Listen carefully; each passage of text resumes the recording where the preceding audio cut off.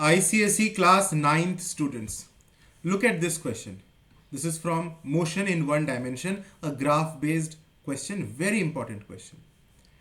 So let's see what is in the question. Figure ahead represents the displacement time sketch of motion of two cars A and B. So you can see the graph. This is the displacement versus time graph. Okay. And it is the graph for two different cars, car A and car B. You can see this particular line is for car B and this particular line is for car A. They have also named the car AB. You can see very clear that which graph is for car A and which is for graph B. It is very, very clear. Okay, I hope you can see it.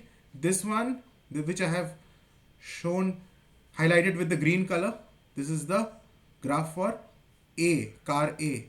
And now this, which I have highlighted with black, it is for car B.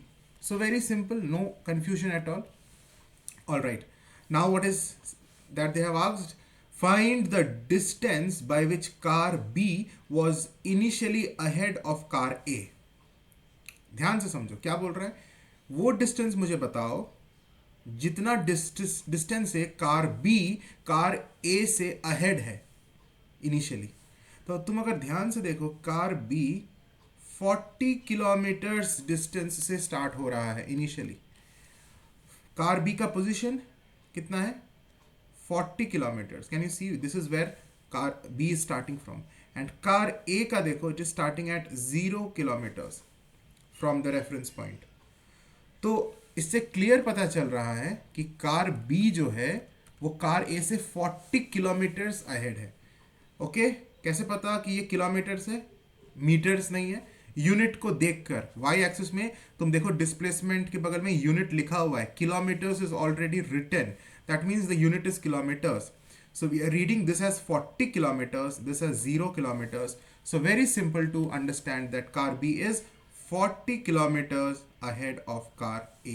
The first answer is so simple, no calculation at all, just looking at the graph and answering it as easy as this.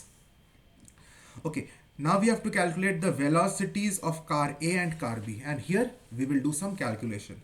Now, to calculate the velocity from displacement time graph, we need to find the slope of the graph. Very important concept. तो मुझे अगर लिख लो इसको कहीं, velocity निकालना है displacement time graph से, तो मुझे क्या निकालना होगा? Slope of displacement time graph. इसका स्लोप मुझे वेलोसिटी दे देगा. So how do I calculate the slope? So first of all let us calculate the slope of car A, फिर कार बी का भी करूंगा. तो मैं निकाल रहा हूं, I am doing number 2 here. See, it is very easy, nothing hard. Velocity of car A निकालूंगा तो that is equal to slope of graph A. Graph A का जो स्लोप है. अब ग्राफ ए को ध्यान से देखो. ग्राफ ए का कोई भी दो पॉइंट हमें लेना है जिसका वाई एक्सिस और करस्पॉन्डिंग एक्स एक्सिस के वैल्यूज मुझे पता हो. तो मैं ये वाला पॉइंट ले सकता हूं क्योंकि इस पॉइंट का मुझे वाई एक्सिस पता है 160 और इस पॉइंट का मुझे एक्स एक्सिस भी पता है 4. कोई सा भी दो पॉइंट उस ग्राफ से मुझे लेना है जिसके वाई एक्सिस और एक्स एक्सिस के वैल्यूज मुझे पता है. Similarly I can take this particular point also. इसका भी मुझे एक्स वैल्यू और वाई वैल्यू दोनों पता है, दोनों जीरो है. Okay, however I can take any other point also. It ऐसा जरूरी नहीं कि मुझे ये जीरो वाला ही लेना है. I could have taken this point also because it's just a straight line. तो इसमें मैं 120 और मुझे 3 ये पता है, तो इसीलिए कोई प्रॉब्लम नहीं है. I could have taken this another point also. I need only 2 points. If it the graph is a straight line, I need only 2 points to find the slope. Anyway, so our points, let us take these 2 points, one this which I have circled with blue and another this which also I have circled with blue. I'm talking about only graph A right now. तो इसका corresponding, इस point का corresponding y value क्या है? 160 minus नीचे वाले point का y value क्या है? 0.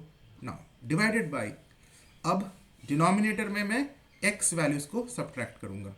तो उसी तरह से पहला जो पॉइंट हमने लिया था उसका x वैल्यू क्या है? 4. और ये जो दूसरा पॉइंट हमने लिया था उसका x वैल्यू क्या है? 0. तो वी हैव गॉट 4 माइनस 0, तो 160 डिवाइडेड बाई 4 आया, दिस इज 40।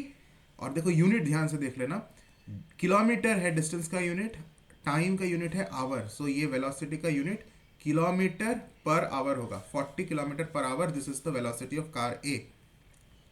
ठीक है, now I have to calculate the velocity of car B. बिल्कुल उसी तरह से दो पॉइंट्स लेंगे ग्राफ बी में, एक ये पॉइंट ले लेता हूं और एक ये वाला पॉइंट ले लेता हूं।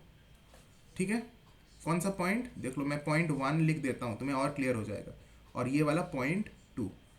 अब मैं पॉइंट 1 का y एक्सिस का वैल्यू देखूंगा, कितना है 120, लिख दिया।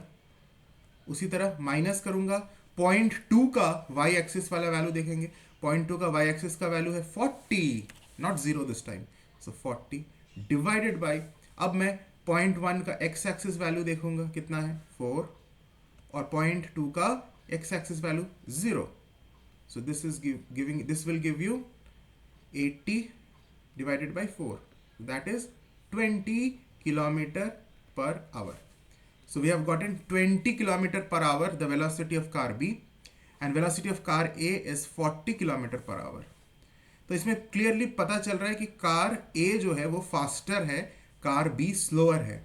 ठीक है, हालांकि इनिशियली कार B अहेड था, 40 किलोमीटर्स अहेड था, लेकिन चूंकि इसका स्पीड स्लो है तो धीरे धीरे क्या होगा, कार बी पीछे हो जाएगा and car A will come ahead, क्योंकि कार ए का स्पीड ज्यादा है, यू कैन सी इट। तो अब नेक्स्ट क्वेश्चन में पूछ रहा है कि वो कौन सा टाइम है, the time in which car A catches car B.